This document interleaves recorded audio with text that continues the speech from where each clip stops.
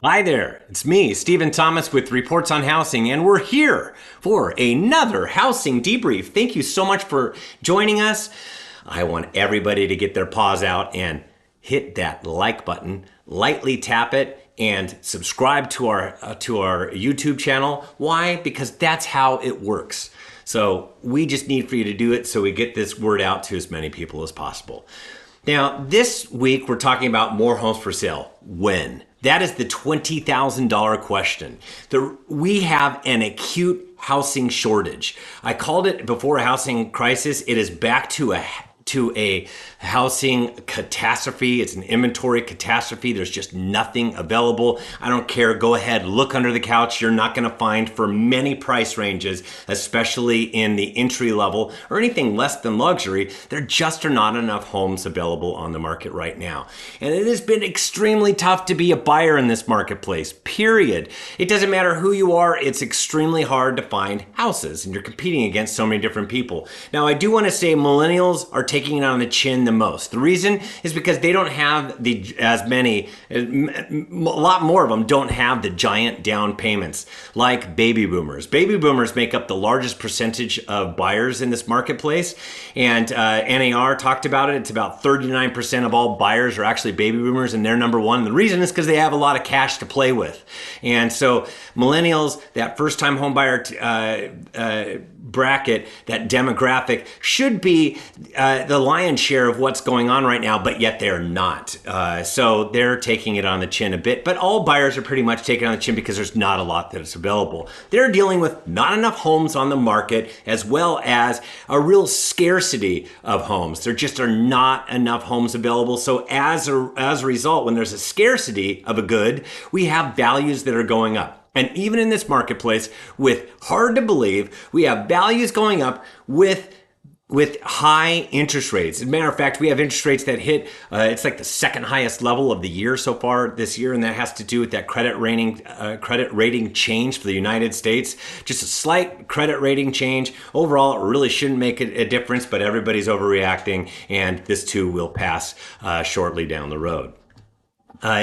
Let's take a look at the United States housing inventory, and Trading Economics does a great thing with the National Association of Realtors data. And you can see we're just above 1 million homes across the United States.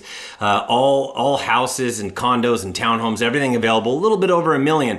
Now you can actually see that during the Great Recession, as with the Himalayas, we had about 4 million homes on the market, 4 times as many homes that we have today. And right prior to the pandemic, we were just under 2 million for a peak, and it was over 2 million. So average is right about 2 million homes prior to COVID is where everything would peak out. And we're about to hit a peak again, which is very, very hard to believe. And this is Altos Research. They do single family residence, detached houses across the United States, and we're at 485,000 homes on the market. It doesn't even exceed where we started the year on at the beginning of January. And typically the inventory goes down a little bit, and then it starts to go up come February, and it doesn't take long. April, May, we should have more homes on the market than the prior year. Shoot, we're in August, and we still don't have enough homes on the market compared to the start of the year. I mean, it's almost there, but man, it's taken a long time to even get there. Now, the Southern California active listing inventory, you can see where we're at. If you look really tightly, we are right at 2021 numbers, and that's concerning to me. Today, we're at 20,784. It actually went up 2% or up 418 homes in a 2-week period of time.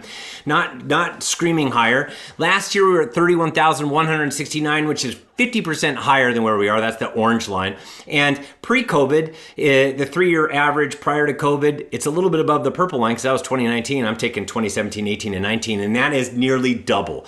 98% higher. 41,000 homes is where we should be right now. It is hard to believe that that's where we should be, and that's not where we're at. I'm very, very concerned about where things are going. Why? Because we are about to hit our peak. We hit our peak in all of SoCal towards the end of July to the end of August.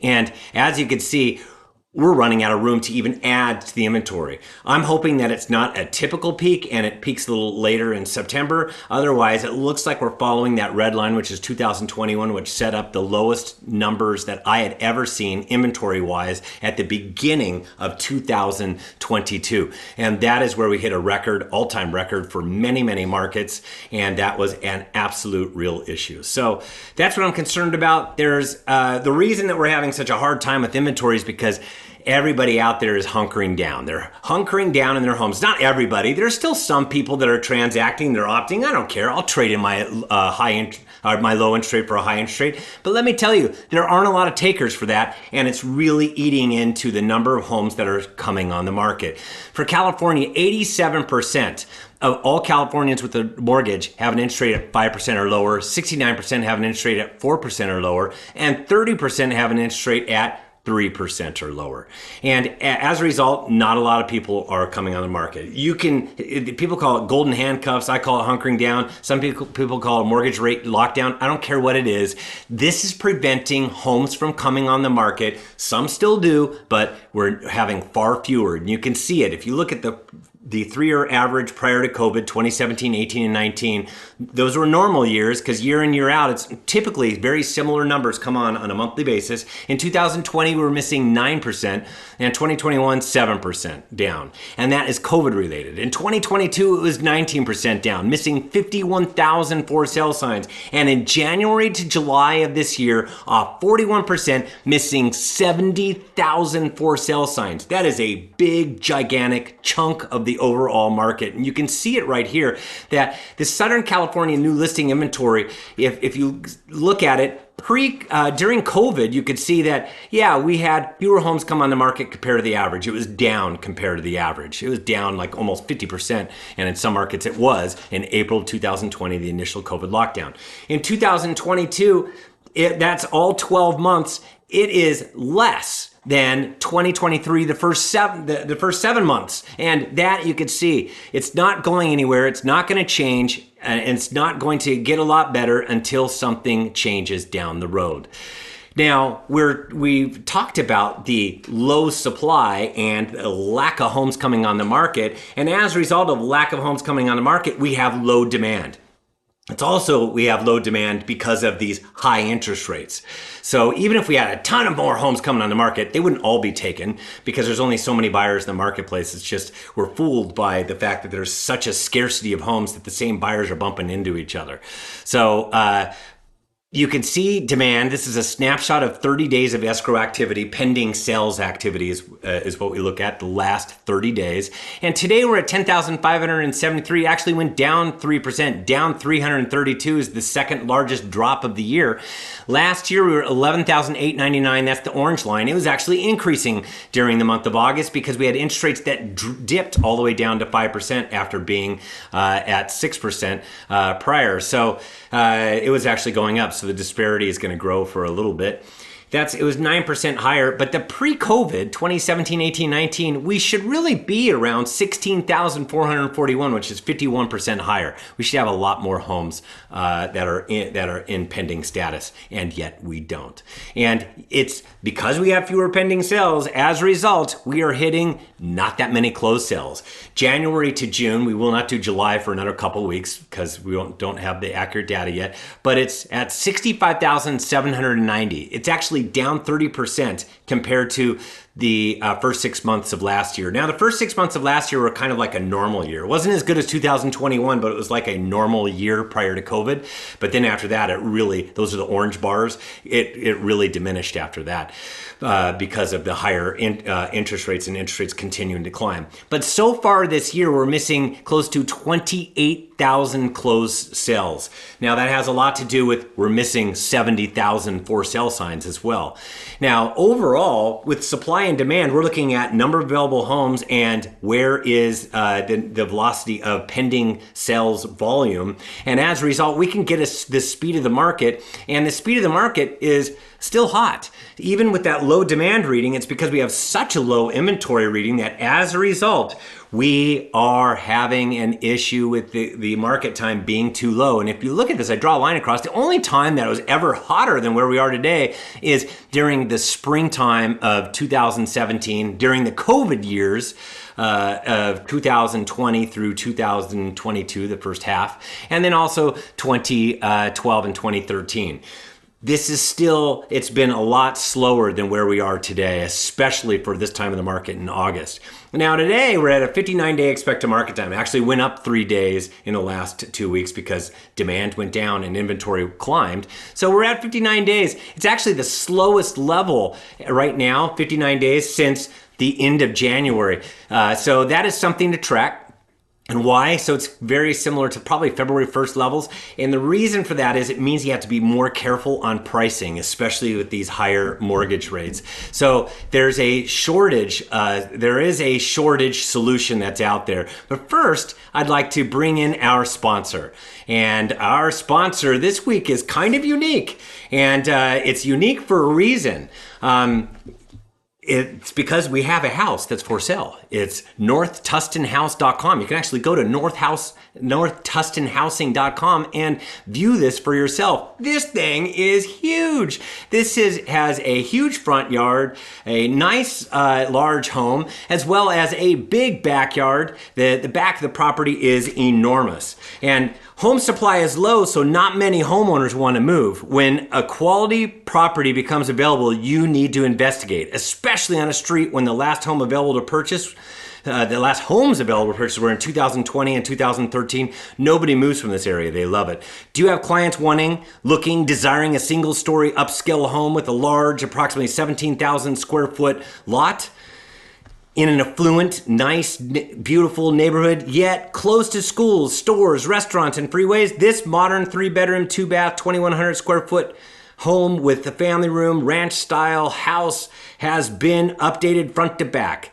It a beautifully landscaped property with thousands of square feet of grass, has a new irrigation system, 20 by 40 foot pool, sun deck, pool deck, deck off bedroom, 1,500 square feet of fence work area and garden, large 2-car drive, garage, 17 new mill guard windows and sliders, new walls, new bathrooms, updated kitchen, new appliances, new backsplash, new lighting, new floors, new and updated.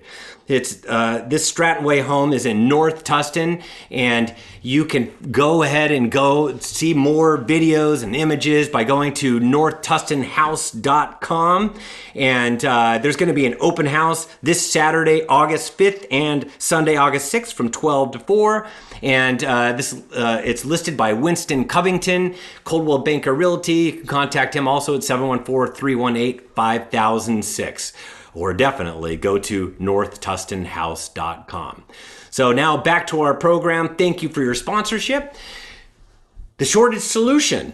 What is it? It's mortgage rates that go down. We need mortgage rates to go down. That is going to be the only solution that I can see in my crystal ball. I have buffed my crystal ball many times and we are stuck. And you know what? I get it. It is frustrating. It is extremely frustrating because you're wondering when in the world are we going to have mortgage rates that go down? As a matter of fact, Fannie Mae did a mortgage rate projection, and they do this every single month. And this was for the month of July, and they keep massaging these interest rates up higher. If I showed you what was going to happen for March, we were supposed to be in the 5s by the end of the year. That's not happening. They keep on massaging these numbers higher and higher. So you know what? And Lawrence Yun, he said yesterday in a forecast, on yesterday's forecast, that the 30-year fixed rate is to be near 6% by the year end. Now that's actually, I'm in the camp of thinking that that's where we're going to be, a little bit lower than where Fannie Mae is going to be. But yeah, you know what? Trying to tell you when we're going to have lower mortgage rates is a very humbling experience. And if you want to know exactly when it's going to happen, I don't know, grab a couple beers, throw some darts at a dartboard, you might be able to figure it out. So as long as this economy is hot, we're going to have interest rates between 6.5% and 7.5%. And that's where we've been kind of like playing for a long time. Occasionally we've gone a little bit less than that, but you know what? The overall economy's just been too hot all year. So we've been pretty much 6.5 to 7.5%. Until something kind of breaks or something changes, and that is a break in one of our charts. There are several of our charts. One of them, unemployment rises. Job openings come down. They're coming down a little bit, not much. Retail sales come down. We might get a little bit of retail sales coming down because student loans, they're due and payable come this month of August. So student loan debt, they now have to resume paying on that. And inflation coming down. Inflation actually is coming down, and I wish the Fed and everybody else would just be more patient. It's going to happen. It's going to take time, but just be patient. You know what? Economics is slow and boring. I enjoy it, but everybody else wants everything to be instantaneous, and inflation's going to come down. They need not change the short-term rate anymore from where we're at right now. It will eventually come down. So when that cool down happens, we will shift a little bit, just a little bit of a cool down, and we'll finally get to that next zone where we get to between 5.75% and 6.5%. It's now not looking like it until the very end of this year into 2024. So when that does happen, you're going to see that demand rises. Why? Because homes become more affordable. And you can check this out. At 7% interest rate, which we're actually with 1 point, it's pretty close to that. If you're looking at for a $4,000 per month principal and interest payment, then you're able to afford the 20% down $751,000 house. And as soon as we get interest rates down at 6%, now you're able to afford an $833,000 house. If we get eventually down towards 5%, which is, I think is very, very plausible, it's just a matter of when it's going to happen. And that is $931,250.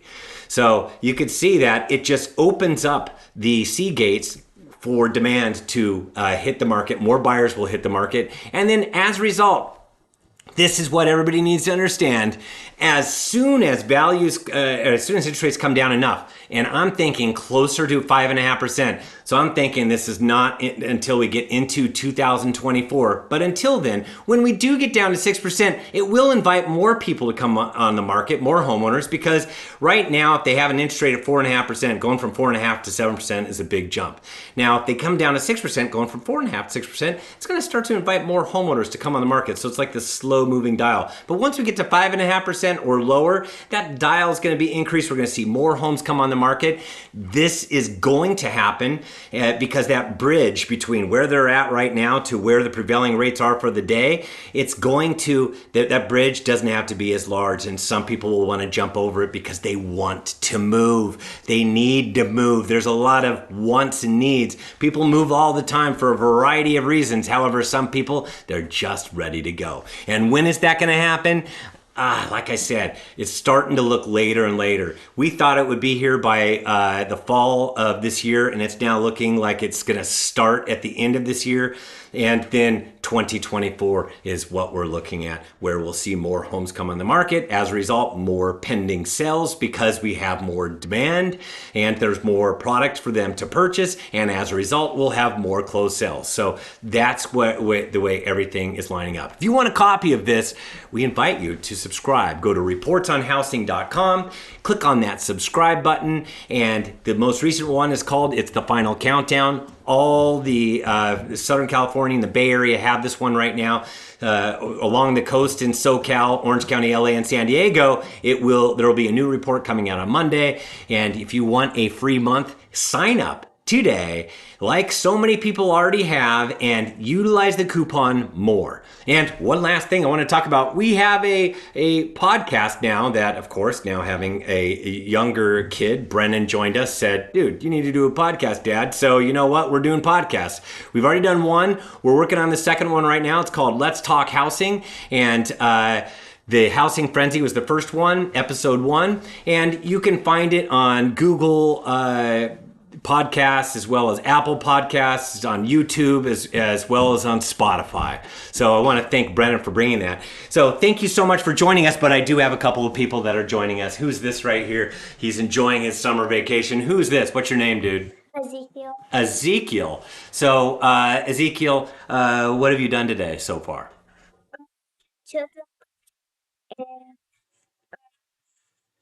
and a workout. You did a workout, huh? That's pretty cool. That's pretty fun. I'm glad that you did a workout. Can't wait to enjoy this weekend with you. Okay, yes, all right. Yes, we'll talk to all these kids. Here's another kid that we have. What's your name? Mason. Mason, the athlete. He ran a marathon in May. Boop, boop. Pretty cool. Awesome. So thank you for joining us, May. And who's this that we have here? Zena. Athena, also known as Fantastic. We have Art. Art. We have lots of nicknames for her. She is fantastic. You enjoying the heat? No, not so much. But you were able to go in the pool yesterday. Maybe we can go in the pool again. Anyways, Wait, thank you you. didn't ask me what I did today. Oh, what did you do today? Break, and we went down to Nectar. Oh, fantastic. Give it right here. Punch it. All righty. Thank you so much for joining us. Have a fantastic finish to your week. We will see you next week on the other side.